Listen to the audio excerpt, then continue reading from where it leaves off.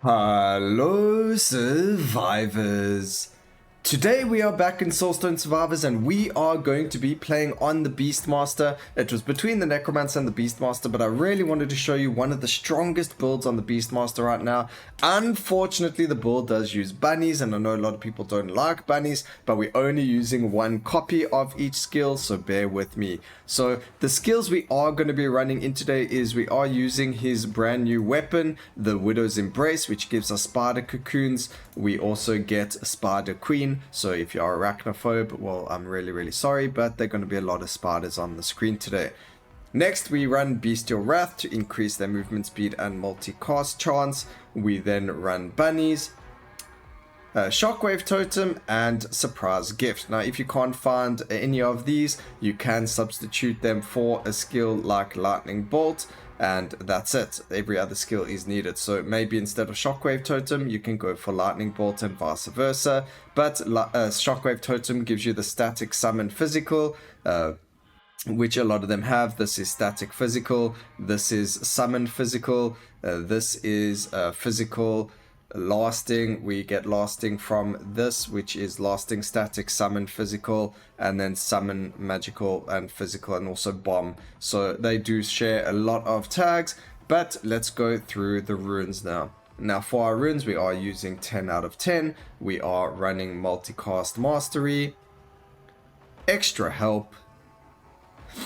harmony, weapon expert, adrenaline. Now, extra help gives us one additional summon per active summon. Sorry, it increases the maximum amount of active units and the quantity of units by 1. So what that means is if we have a look at the Spider Queen, it says a maximum of 5 units can be active at any time. So that changes to 6 in total. And it says summon 1 Spider Queen that spits it will then summon 2. So very strong rune over there.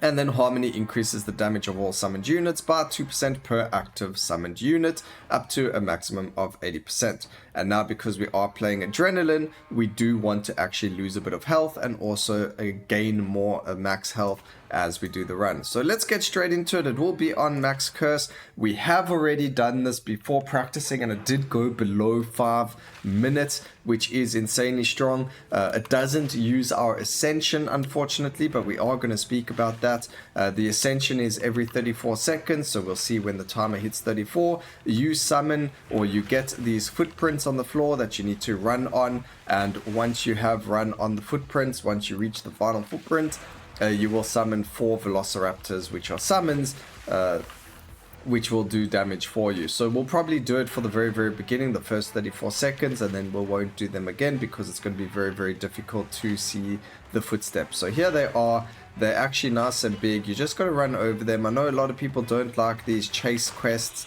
or summons, but I mean, who doesn't like velociraptors? Look at those babies. And we just killed half of our summons. One of the other really nice things is if you can see over there, just like the Houndmaster, the Beastmaster now gets summoned wolves, which is really awesome as well. Alright, we don't need movement speed, we don't need poison, we're going to grab that. And then we're going to re-roll for the skills that we mentioned earlier. So there's Surprise Gift, fantastic. And now we're just going to chill in the corner and not worry about anything. The only thing we do need to do with this is just watch out for the Void Presence. If you don't like the Void Presence, especially when you are playing a minion build, you don't have to play on the highest curse. You can get rid of the Void Presence if you want to. A lot of people do. It doesn't make you any less good at the game. I know how irritating the Void Presence can be. So if you dislike it and you want to just get rid of it, take it off. There's really no point. The Void Essence as an upgrade, there's nothing in the game yet to use that currency on. So there's no real reason for you to like bang your head on the keyboard when the Void Presence kills your minions or whatever the case may be that you land up doing. So do keep that in mind. And it looks like we're having a rough time, so we're going to summon the War Tigers just so that we do have a summon, so that we can get summon upgrades over there. And then we will keep going. We do still need quite a lot going on over here. I think getting bunnies is quite important as well for damage. But you can see over here, we do take a lot of damage, but we take the damage on purpose.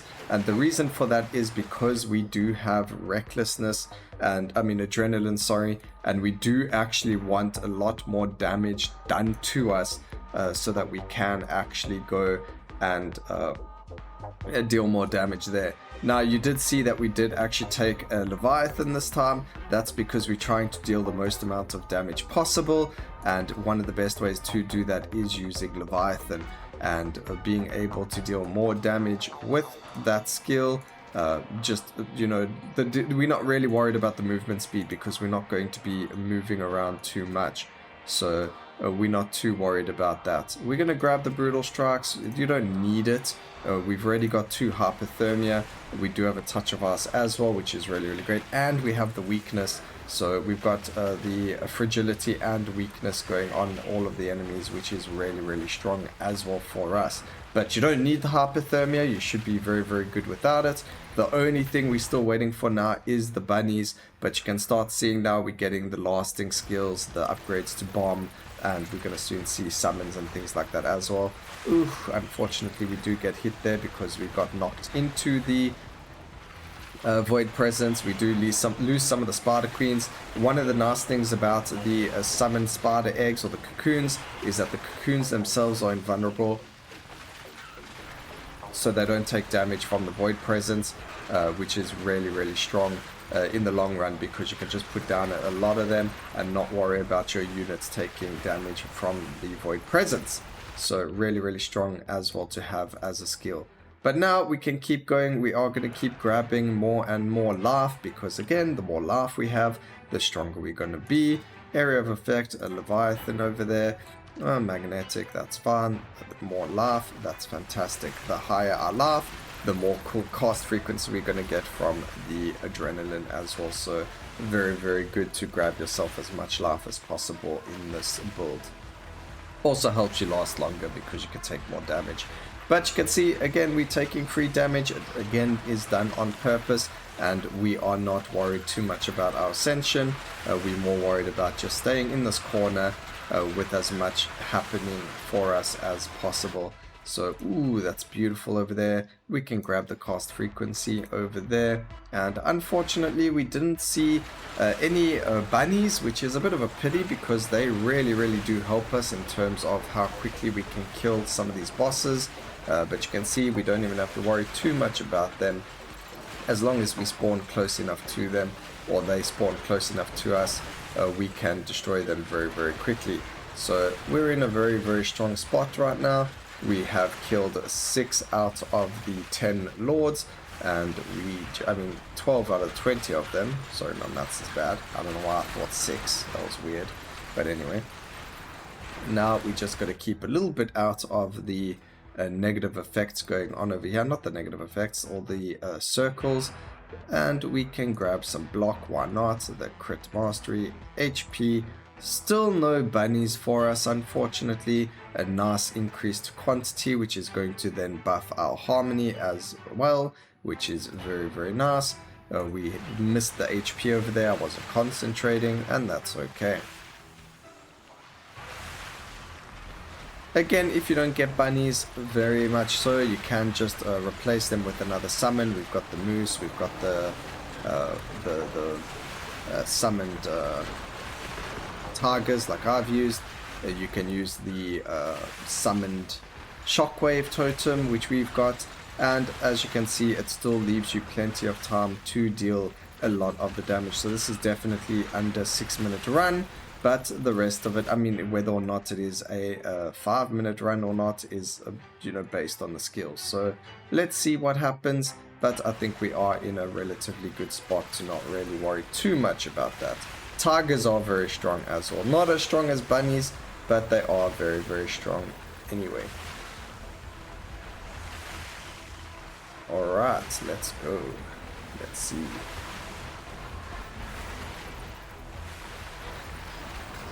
Ooh, no. Ow, ow, ow, ow, ow, ow, ow, ow. We need at least a little bit of life, This is probably like having 1 life was probably the best thing there, though, actually. So we could have stayed on 1 life. And you can see that we're still able to survive. You just got to run around the bosses But we did under 6 minutes. It wasn't under 5 minutes, unfortunately. I think bunnies are necessary for that. But I mean, still doing a 5 minute and 20-second run is insanely good for the Beastmaster. So, I mean, I hope you guys enjoyed that. You can see I've done it in a 4 minute 54 on the exact same map with the same character and weapon and everything. And look at that damage from Surprise Gift, Totem, and the Spider Cocoon. So, absolutely insane. I hope you guys enjoyed the video. Please remember to like, comment, and subscribe for more videos like this in the future. And always remember, keep safe, survivors. Until next time, cheers.